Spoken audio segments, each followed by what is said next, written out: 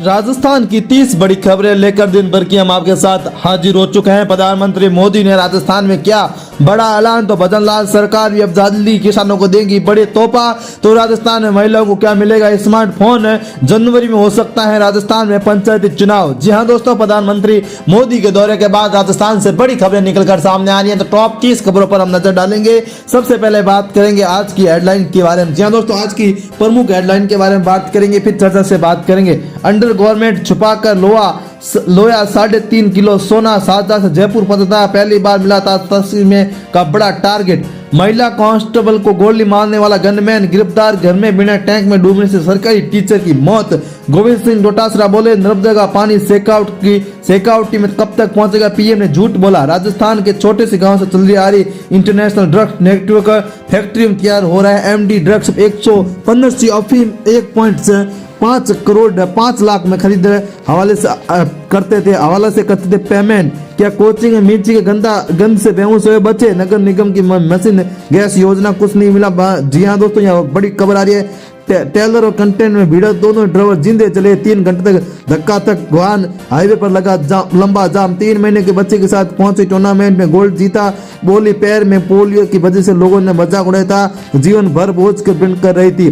पत्नी कमाती तो गुजारा भत्ता भी हकदार। बिजनेसमैन की वाइफ की सरकारी टीचर। जोधपुर कोर्ट का आदेश।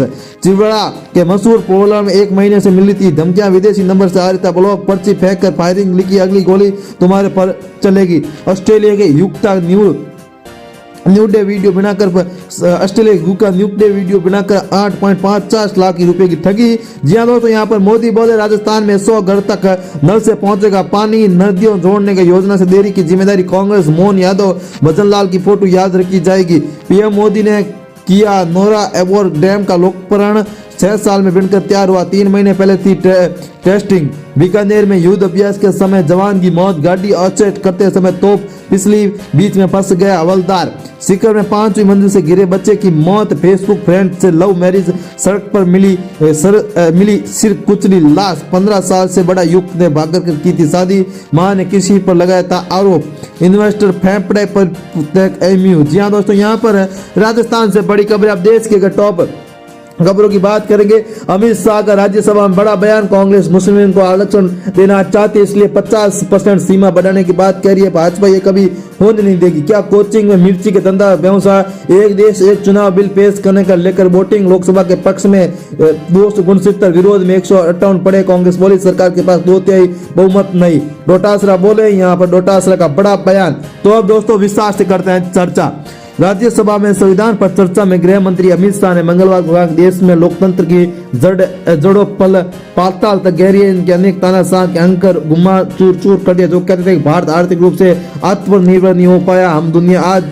हम आज दुनिया के 5वें सबसे बड़ी आर्थिक हैं। हमारे यहाँ सबके लिए गौरव लाने का पल है, संकल्प लेने का पल है। शाह ने कहा कि संविधान का सम्मान सिर्फ बातों से नहीं बल्कि कृत्यों में भी होना चाहिए। इस चुनाव में अजीब व गरीब नजारा देखने को मिला था। आम सभा में संविधान को लहराया नहीं था, संविधान लहरा कर झूठे बोल कर जनादेश लाने की कृत्य प्रयास कांग्रेस नेताओं ने किया। संविधान को लहराने का विषय ही नहीं है, संविधान तो विश्वास का विषय, श्रद्धा का विषय है। उन्होंने कहा कि महाराष्ट्र चुनाव में संविधान बट गया, एक पत्रिका के हाथ में चला गया, कोरा था, पछताना थी नहीं। 75 साल के इतिहास में संविधान के नाम पर इतना बड़ा छल हमने नहीं देखा ना सुना। हार का कारण ढूंढते थे। बता दें कि लोग जान गए कि संविधान फर्जी कॉपी लेकर घूमते हुए लोगों ने हरा दिया है। शाह के स्पीच की मुख्य बात आज सब बताने आए हैं कि हम जिस मुकाम पर खड़े हैं वहाँ स्वामी विवेकानंद अरविंद की भविष्यवाणी सत्य होती हुई नजर आ रही है। हमारे संविधान सभा के रचना और दुनिया में अनूठा है। हमारे यहाँ दुनिया का सबसे ज्यादा विस्तार से और लिखित संविधान है। इस संविधान सभा ने 299 सदस्य 22 जातियों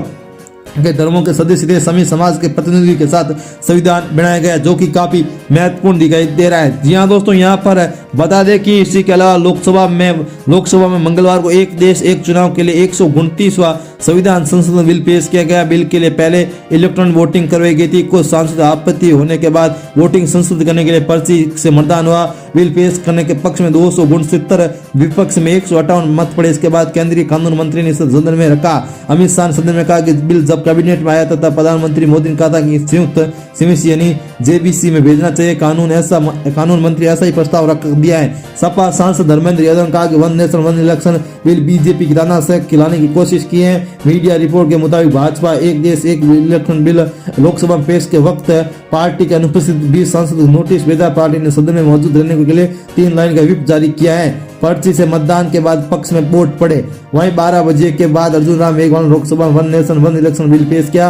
विपक्ष के सांसद ने बिल का विरोध किया, जिसके स्पीकर ओम बिरला ने पेश बिल को लेकर इलेक्ट्रॉनिक वोटिंग कराई। इसमें 369 सदस्यों ने वोट डाला। पक्ष में 220, विपक्ष में 139 वोट पड़े। इसके बाद विपक्ष सदस्य आपत्ति जताई। गृह मंत्री ने कहा कि अगर उनका ऑपोजिशन है तो पर्ची दीजिए। इस पर स्पीकर ने कहा कि हम पहले ही कहा था कि अगर किसी सदस्य को लगे तो वह पर्ची के जरिए अपने वोट संशोधन कर सकते हैं। इसके बाद संसद ने वोट डाला। पक्ष में 269, विपक्ष में 198 पड़े। इसके बाद कानून मंत्री ने बिल पेश किया है। सरकार ने दोनों सदनों में बिल पेश किया। सरकार ने एक देश एक चुनाव से जुड़े 2 बिल 17 सितंबर को लोकसभा में पेश किया। पहला संविधान संशोधन 119 पेश हुआ था। जबकि दोस्तों यहाँ पर बता दें कि 15 दलों ने किया विरोध। एक देश एक चुनाव पर बनी रामनाथ गोविंद समिति को 47 दलों ने अपनी राय रखी। इसमें 32 दलों ने समर्थन किया, जबकि 15 दलों ने इसका विरोध किया। करने वालों के पास 205 सांसद यानी इंडिया गठबंधन समर्थन में संविधान बिल पास होने मुश्किल दिखाई।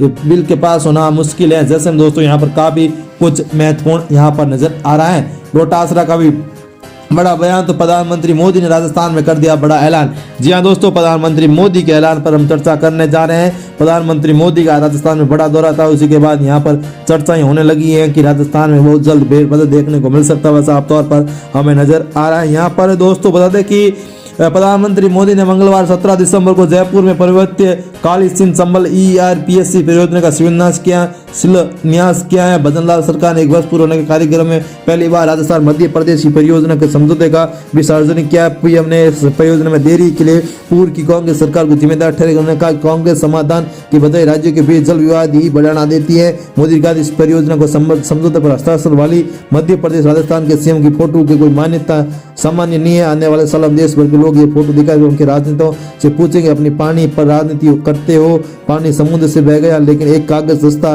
क्या नहीं कर पाए। इस मौके पर प्रधान मध्य प्रदेश के मुख्यमंत्री मोहन यादव ने कहा कि ये 20 साल पुराना झगड़ा है। दोनों ही प्रदेश में जल की सौगात पीएम की वजह से ही पूरी हुई है। वही राजस्थान के मुख्यमंत्री भजनलाल ने कहा कि इस परियोजना से राजस्थान के 21 जिलों को फायदा होगा। यहाँ पर सीधे तौर पर राजस्थान में यहाँ पर काफी कुछ महत्वपूर्ण हमें नजर आ रहा है। ऐसे में दोस्तों यहाँ पर वर्तमान में काफी कुछ महत्वपूर्ण सीधे तौर पर नजर आ रहा है। जल विवाद के कांग्रेस जिम्मेदार प्रधानमंत्री मोदी ने कांग्रेस पर बड़ा बोला हमला। चूरू हनुमानगढ़ को मिल रही है नर्मदा का पानी।